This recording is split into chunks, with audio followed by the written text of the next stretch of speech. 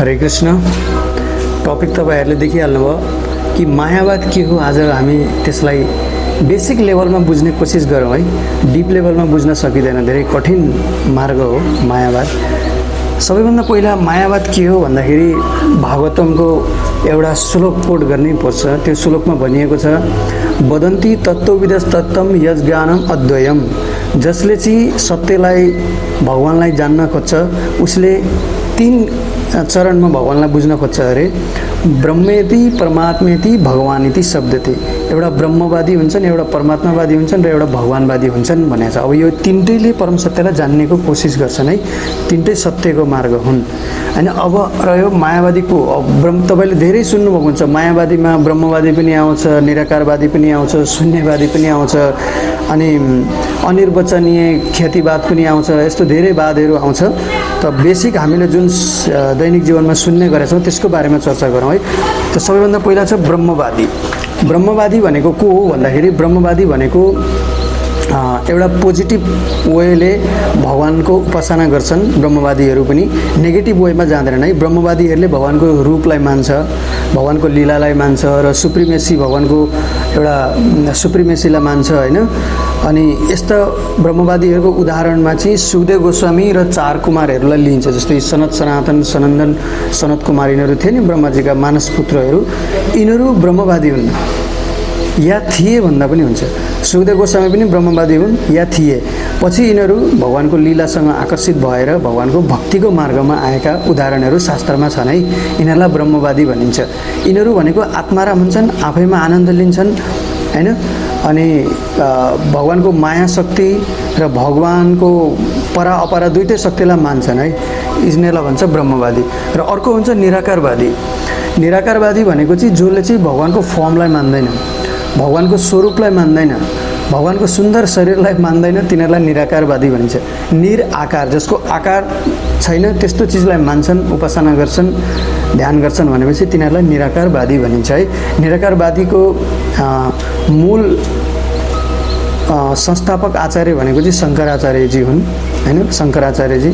अनि शङ्कराचार्यजीले निराकारवादको प्रचार गर्नुभएको थियो। निराकारवादीहरूको पहिचान कस्तो हो, कस्तोलाई निराकारवादी भनिन्छ भन्दा जसले चाहिँ भगवानको हात छैन, खुट्टा छैन, आँखा छैन, केही पनि छैन भनेर नेति नेति भन्छन् हैन। अनि एउटा निराकार जसको स्वरूप नै छैन, यति ठुलो सृष्टि बनाउने, सबैको हृदयभित्र बस्नेको एउटा रूप कसरी हुन सक्छ भन्ने सोच्छन् हैन। तिनीहरूलाई चाहिँ निराकारवादी भनिन्छ हैन। त्यो चैतन्य महाप्रभुले निराकारवादीको बारेमा के भन्नुभएको छ भन्दा मायावादी कृष्ण अपराधी। यिनीहरू भनेको भगवानको अपराधको बाटोमा लाग्ने व्यक्तित्वहरू हुन्। यिनीहरूले भगवानलाई अपाङ्ग बनाइदिन्छन् कि हात छैन, खुट्टा छैन, टाउको छैन, मुख छैन, आँखा छैन भने चाहिँ के भयो त। एउटा सुन्दर व्यक्तिलाई तपाईँले भन्नु होला यसको हात छैन, यसको खुट्टा छैन, कस्तो लाग्छ होला। त्यस्तै त्यो आधारले यिनीहरूलाई अपराधी भनेको छ है। अनि चैतन्य महाप्रभुले यहाँसम्म पनि भन्नुभएको छ कि मायावादी भाष्य सुनेलो हैलो सर्वनाश। अगर कसैले यस्तो निराकारवादीहरू, मायावादीहरूको कुरा सुन्छ भने त्यसको सर्वनाश हुन्छ भनेर। किनभने यो सिद्धान्त मान्नेहरू वर्ड जगलरी गर्नमा, मिसइन्टरप्रिटेसन गर्नमा माहिर हुन्छन् है। यिनीहरूले शब्दलाई घुमाई तपाईँलाई हो जस्तो लगाइदिन्छन्। यिनीहरू केवल लजिकको मात्र कुरा गर्छन्। यिनीहरूलाई भन्छ निराकारवादी है। अनि अर्को हुन्छ शून्यवादी। शून्यवादी भनेको चाहिँ जस्तै बुद्ध धर्म मान्नेहरू, बुद्ध फिलोसफीलाई मान्नेहरू हुन्छन् नि, यिनीहरूको चाहिँ शून्यलाई नै गोल हुन्छ, निर्वाण भन्छ जसलाई हैन। कि हाम्रो विचारहरूलाई शून्य बनाउने, हाम्रो इच्छाहरूलाई शून्य बनाउने र हाम्रो थट माइन्डको एउटा स्टेज हुन्छ नि सबकन्सियस माइन्डको, त्यसलाई पनि शून्य बनाएर हामी अन्तिममा मरिसकेपछि फेरि शून्यमा विलिन हुने, हाम्रो अस्तित्व नै हुँदैन भनेर त्यो सिद्धान्तलाई मान्नेहरूलाई शून्यवाद भनिन्छ है। अब यो एउटा बेसिक इन्ट्रोडक्सन हो। अब मायावादको कुरा गरिरहेछौँ हामी भनेपछि यो मायावादको भित्रै आउँछन् यिनीहरू। अनि मायावादको सुरुवात कहिले भयो हैन। मायावादीहरू को हुन् त प्रवर्तक मायावादका मुख्य नायिकाहरू भन्दाखेरि यो जबदेखि भगवान छन् तबदेखि माया छ, तबदेखि सृष्टि छ, तबदेखि जीव छ, त तबदेखि नै यो सिद्धान्त पनि छ कि मायावाद। यो केवल कलियुगमा भर्खरै शङ्कराचार्यबाट सुरु भएको होइन, यो सतयुगमा पनि थियो। सतयुगमा हिरण्याक्ष र हिरण्यकशिपुको तपाईँले कथा सुन्नुभएको होला। जब हिरण्याक्षलाई भगवान बराहले मार्छन् अनि मारिसकेपछि उसको पत्नीहरू शोकमा हुन्छन् नि घरमा, अनि त्यतिखेर हिरण्यकशिपुले त्यहाँ एउटा प्रवचन दिन्छ। त्यो प्रवचन तपाईँले भागवतमा पढ्नुभयो भने पुरा मायावाद छ। है यो पुरा ब्रह्माण्ड र हामी सबै एउटै हो, हाम्रो भित्र नै सबै कुराहरू छ भनेर एउटा एकत्वको कुराहरू गरेर मायावादको प्रचार गरेको हामीले त्यहाँ देखिन्छ। त के बुझिन्छ भन्दा सत्ययुगमा पनि मायावादको प्रचार रहेछ, मायावादी मान्नेहरू रहेछन् है। अनि त्रेता युगमा रावणको उदाहरण दिन्छ। रावण पनि मायावादी हो।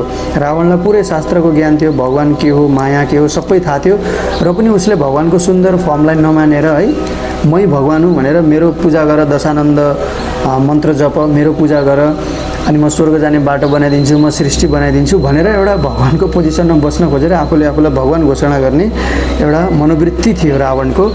त्रेता युगमा पनि हामीले त्यस्तो मायावादीहरूलाई देख्न सक्छौँ है। अनि द्वापर युगमा धेरै छन्, मैले एउटा मात्र नाम लिएको छु, दुर्वासा मुनि।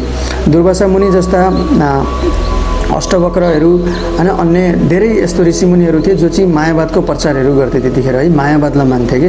अनि कलियुगमा त सबैलाई थाहा छँदैछ, शङ्कराचार्यजी जो शिवजीका अवतार हुन्, उहाँले पद्मपुराणको श्लोकको अनुसार उहाँले चाहिँ भगवान विष्णुको आज्ञा अनुसार यो संसारमा मायावादको प्रचार गर्नलाई आउनुभएको।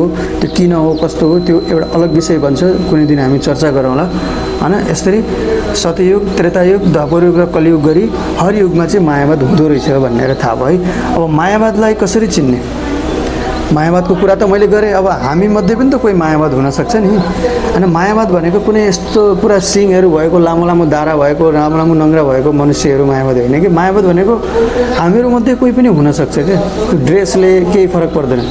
अनि त्यो कसरी चिन्ने तिनीहरूलाई भन्दाखेरि तिनीहरूको लक्षणहरू के हो भन्दा सबैभन्दा पहिला भनेको तिनीहरूले सबैलाई एक हो भनेर कुरा गर्छन् कि हामी सब एक हो, प्रकृति पनि एक हो, पुरुष पनि एक हो र चेतना पनि एक हो, सब एक हो, एक हो, एक हो भन्छ होइन। जो कि भगवान कृष्णले गीतामा पहिल्यै काट्नु भएको छ।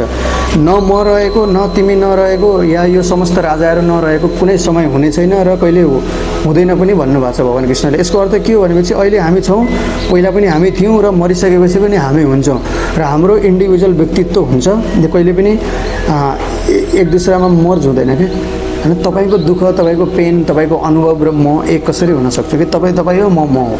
त्यस्तै गरी सबैको इन्डिभिजुअलिटी एउटा व्यक्तित्व हुन्छ, सबै एक होइन। तर यस्तो कुराहरू गर्छ नि जसले सबै एक हो भनेर, त्यो एउटा मायावादीको लक्षण हो है, यसरी चिन्नु होला भनेको। दोस्रो चाहिँ के हो भन्दाखेरि कृष्णलाई भगवान मान्दैनन्। कृष्णलाई एउटा योगी, उहाँले पनि तपस्या गरेर योग साधना गरेर धर्म कर्म गरेर उनी एउटा योगी बनेका हुन्, त्यो पदमा हामी पनि पुग्न सक्छौँ, कृष्ण जस्तो हामी पनि बन्न सक्छौँ भन्छन्। अथवा जसले चाहिँ भगवद् गीता भनेको छ नि त्यसको भित्रको तत्त्वलाई हामीले चिन्ने हो, कृष्णलाई चिन्ने होइन भन्छन् होइन। त्यस्तो व्यक्तिहरू हुन् मायावादीहरू। अनि अर्को के हो भन्दाखेरि मायामुक्त भएपछि हामी भगवान हुन्छौँ भन्छन् तिनीहरू। अहिले हामी मायाबद्ध छौँ र जब हामी मायाबाट मुक्त हुन्छौँ हामी पनि त्यही एकत्व ब्रह्म, त्यही भगवान, त्यही शिव, त्यही विष्णु, सब हामी एक हुनेछौँ भनेर भन्छन् होइन। अनि यहाँनिर धेरै ठुलो कन्ट्राडिक्टी आउँछ कि अगर तिमीहरू भगवान हौ, तिमीहरू मायाबाट बद्ध भएका हो भने होइन, कि भगवानलाई पनि मायाले बद्ध बनाउँछ र भगवानलाई पनि कुनै कभर लाग्छ र भगवानले पनि केही प्रोसेस फलो गरेर शुद्ध हुनुपर्ने अनि आफ्नो पदमा आउनुपर्ने त्यस्तो प्रोसेस हुन्छ र हुँदैन। एउटा बद्ध जीवलाई मात्र हुन्छ त्यो प्रोसेस है। त्यही भएर इङ्ग्लिसमा कन्डिसन सोल भन्छ। कन्डिसन सोल भनेको एउटा बद्ध जीव के, बद्ध जीव। बद्ध जीव कहिले पनि भगवान बन्न सक्दैन है। यस्तो कुराहरू गर्छन्। अनि मायावादीको अर्को पहिचान के हो भन्दाखेरि कृपा, भाव र लीलाको कुराहरू गर्दैनन् यिनीहरू। बिल्कुल यसमा डिसइन्ट्रेस्ट हुन्छन्, न कृपाको कुरा गर्छन्। आफै नै आफ्नो साधनाले भगवानलाई प्राप्त गर्न सकिने भनेर आफ्नो साधनामा, आफ्नो अहमतामा घमण्ड हुन्छ है। कृपाको मार्ग भनेको म सक्दिनँ, म हारेँ भनेर एउटा दीन भावना हुन्छ नि, त्यो भावना हुँदैन। आफ्नो प्रयासले म प्राप्त गर्छु, म त्यहाँसम्म पुग्छु भन्ने भावना हुन्छ। त्यही भएर कृपाको कन्सेप्ट हुँदैन यहाँ। अनि भावको कुरा गर्दैनन्। भाव भनेको एउटा कमजोर व्यक्तिको, भावुक व्यक्तिको कुरा हो भनेर भावलाई छोडिदिन्छन्। एउटा लजिक, ज्ञान र तर्कमा मात्र सीमित हुन्छन् है। भावको कुरै गर्दैन। लीला त धेरै टाढा भयो। भगवानको मधुर मधुर लीलाहरू जुन भगवानले गर्नुभएको छ, गीतामा कृष्णले पनि भन्नुभएको छ, जन्म कर्म च मे दिव्यम यो माम व्यक्ति तत्त्वतः त्यक्त्वा देहम पुनर्जन्म नैति भन्नुभएको छ। जसले मेरो मधुर मधुर लीलाहरूलाई तत्त्वतः वास्तवमा जान्दछ त्यसले यहाँ पुनर्जन्म लिनु पर्दैन भनेका छन्। तर ती लीलाहरूलाई उनीहरूले क्रिटिसाइज गर्ने गर्छन्। कुब्जासँग भगवान कृष्णले किन त्यस्तो लीला गरे, भगवान कृष्णले रासलीला किन गरे, एउटा औँलामा लागेर किन भगवान मर्नु पर्यो, यस्तो यस्तो तर्कहरू दिएर भगवानको लीलामा होइन हलुवामा बलुवा मिसाउने काम गर्छन् क्या। यिनीहरू भनेको मायावादीहरू हुन् है। यिनीहरू केवल तर्कमा मात्र गर्छन्। अनि यिनीहरूको अर्को एउटा लक्षण के हुन्छ भनेपछि भक्तिलाई परम मान्दैनन् के। जस्तै शास्त्रमा क्लियर छ कि जति पनि साधनाको प्रोसेसहरू छ नि, ज्ञान योग, कर्मयोग, ध्यान योग र भक्ति योग, यसमा सबै शास्त्रले, सबै ऋषिमुनिले सबैको कन्क्लुजन हो कि भक्ति टप मोस्ट हो भनेका छन्। इभन गीतामा पनि कृष्णले भन्नुभएको छ भक्त्या माम अभिजानाति, मलाई केवल भक्तिले मात्र जान्न सकिन्छ है भन्नुभएको छ भगवान। धेरै ठाउँमा भक्तको सपोर्ट गर्नुभएको छ है भगवान कृष्णले। तर यिनीहरू के भन्छन् कि भक्तहरू भनेको त एउटा भावुक, एउटा कमजोर, ज्ञान कम भएको, एउटा प्रोसेसमा ढिलाइ गर्ने व्यक्तिहरूलाई यिनीहरूले भक्तको क्याटेगोरीमा ल्याउँछन् है। अनि यिनीहरू कमजोर हुन्छन्, यिनीहरूमा ज्ञानको अभाव हुन्छ, त्यही भएर यिनीहरू भक्तिको मार्गमा आउँछन् भन्छन्। तर कृष्ण भगवानले 10वां अध्यायको 11वां श्लोकमा कृष्णले के भन्नुभएको छ, तेषामेवान कम्पार्थम अहम अज्ञानम जम तम नाशयामात्मा भावस्तु ज्ञान दीपेन भास्वता।